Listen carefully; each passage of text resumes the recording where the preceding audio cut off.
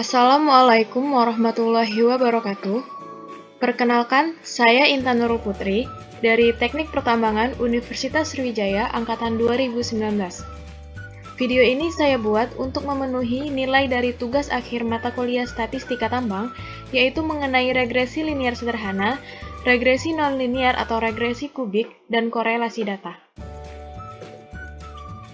Selamat menonton dan semoga bermanfaat. Pertama-tama, saya akan menjelaskan regresi linear sederhana terlebih dahulu. Di sini dapat kita lihat data mulai dari bulan Januari hingga bulan November, yaitu mengenai konsumsi BB Cina yang merupakan variabel X dan harga jual BB Indonesia yang merupakan variabel Y. Lalu, rumus yang kita gunakan dalam regresi linear sederhana ini yaitu Y sama dengan A ditambah B dikali X, di mana A dan B didapatkan dari rumus sebagai berikut. Lalu di sini saya membuat tabel bantu atau tabel tambahan yang isinya yaitu X kuadrat, Y kuadrat, dan XY. Di sini kita akan mengisi tabel X kuadrat yaitu sama dengan klik di bagian X yaitu O9, lalu dipangkatkan 2, dan Enter. Untuk memenuhi seluruh tabel X kuadrat, kita dapat menariknya hingga ke bawah. Begitu pula dengan tabel Y kuadrat,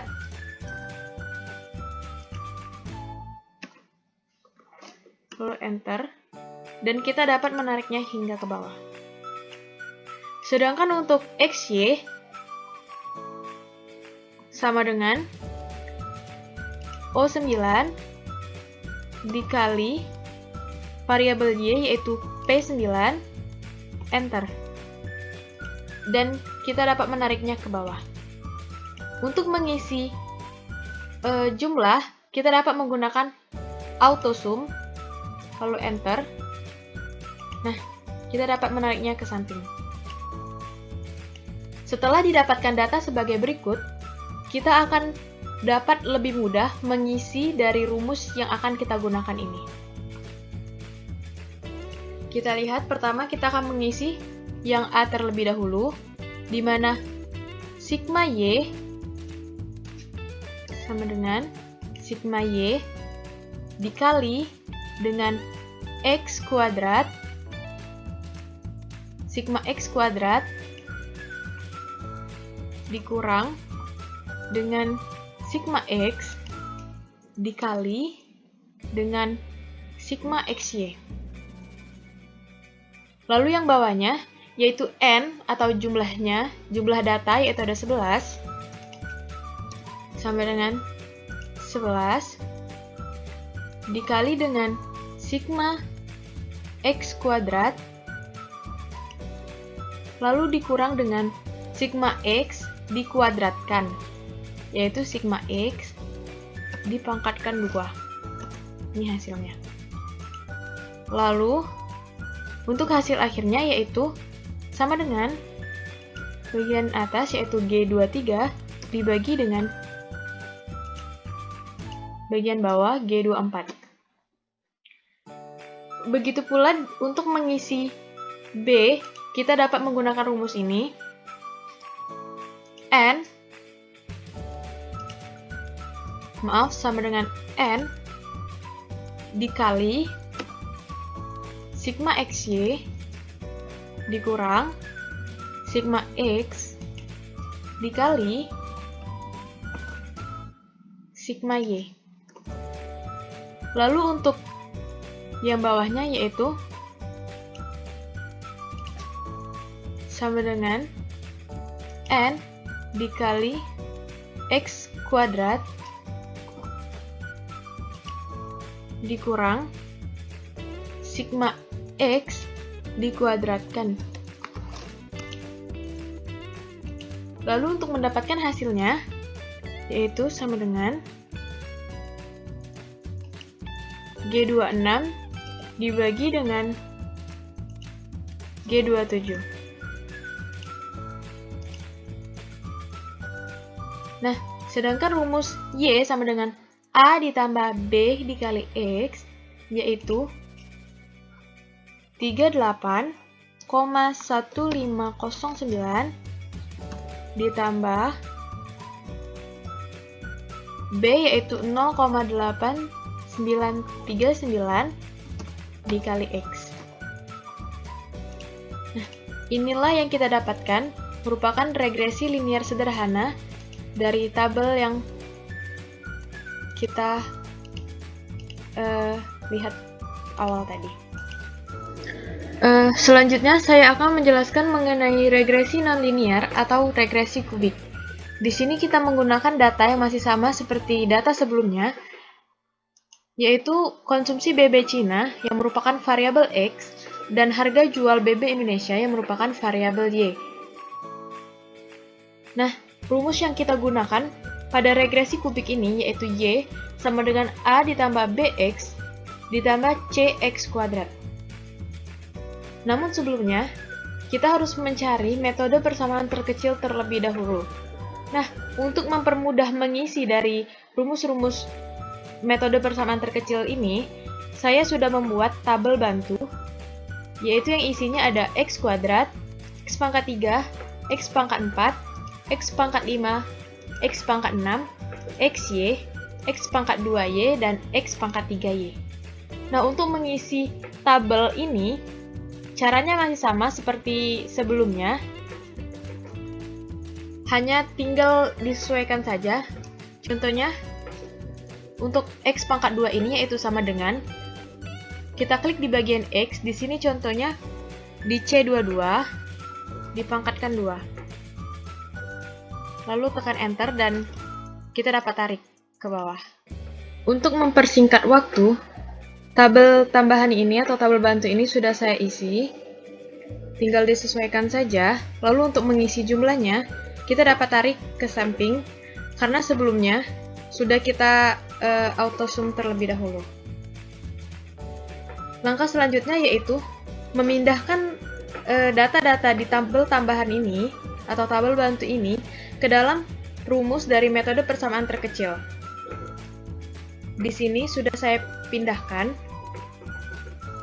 yaitu hasilnya sebagai berikut. Kemudian, untuk mencari inverse nilai matrik, yaitu kita dapat mengisinya. Selanjutnya, kita akan mencari inverse nilai matrik, yaitu di sini sudah saya buat matriknya dari data metode persamaan terkecil ini. Datanya dapat dilihat menjadi sebagai berikut. Lalu, setelahnya kita inverskan matriks di sebelah kiri ini dengan cara pertama-tama kita blok terlebih dahulu bagian yang ingin kita inverse. Lalu kita ketik M sama dengan M inverse, buka kurung, lalu kita blok yang ingin kita inversekan, lalu tutup kurung. Nah, jika sebelumnya kita hanya enter untuk mendapatkan hasil, namun kali ini sedikit berbeda, kita harus klik Ctrl, Shift, dan Enter secara bersamaan. Nah, maka hasilnya akan menjadi seperti ini. Setelah menemukan inverse dari matrik tersebut, kita akan dapat menemukan nilai dari A, B, C, dan D yang akan kita masukkan ke dalam rumus awal dari regresi kubik ini. Cara mencari nilai A, B, C, dan D, yaitu pertama-tama kita blok bagian yang ingin kita isi, lalu sama dengan mmul, buka kurung, kita kalikan bagian kanan, kita blok, lalu ketik koma sebagai pengali, lalu kita blok di bagian kiri, tutup kurung, dan sama caranya yaitu Ctrl, Shift, dan Enter. Nah, setelah mendapatkan nilai dari A, B, C, dan D, maka kita dapat memasukkannya ke dalam rumus awal, yaitu Y sama dengan A plus BX ditambah CX kuadrat. Namun kali ini, karena kita membahas mengenai regresi kubik, maka ada tambahan yaitu DX pangkat 3. Dimana jadinya yaitu Y sama dengan min 13,24464, yaitu merupakan nilai A, ditambah dengan B 9,135011116, yaitu merupakan nilai B, ditambah minus 0,41626111 yang merupakan nilai C, lalu dikali X pangkat 2, dan ditambah dengan 0,0066784, atau dapat kita bulatkan di sini menjadi 0,006679, lalu pangkat X pangkat 3. Lalu saat saya coba cross check dengan Excel, maka hasilnya sama. Ini dapat diartikan bahwa metode kita tadi itu benar. Lalu yang terakhir saya akan menjelaskan mengenai korelasi data, di mana data yang kita gunakan masih sama seperti data sebelumnya, hanya saja saya menambahkan tabel tambahan yaitu Y pangkat 2, di mana cara mencarinya masih sama, yaitu sama dengan diklik di tabel Y, lalu dikuadratkan. Nah, mengapa saya menambahkan tabel Y kuadrat ini? Tujuannya itu agar mempermudah kita mencari nilai dari R, di mana rumusnya akan membutuhkan dari sigma dari Y kuadrat. Langkah selanjutnya yaitu kita hanya tinggal memasukkan data dari tabel ini ke dalam rumus yang sudah tertera. Yaitu sama dengan,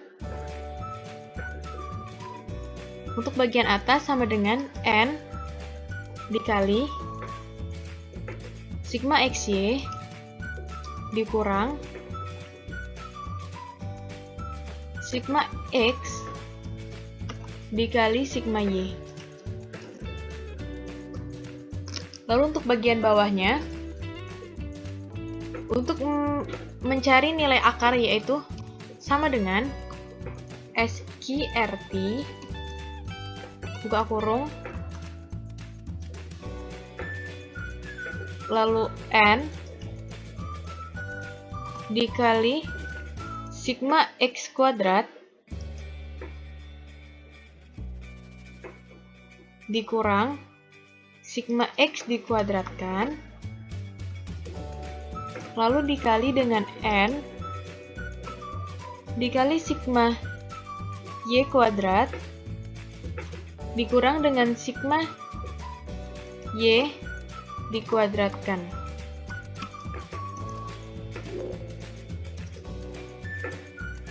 Lalu hasil akhirnya yaitu sama dengan bagian atas dibagi dengan bagian bawah.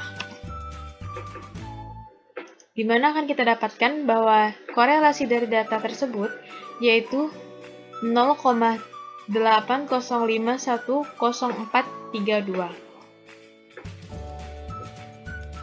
Baik, demikianlah video ini saya buat.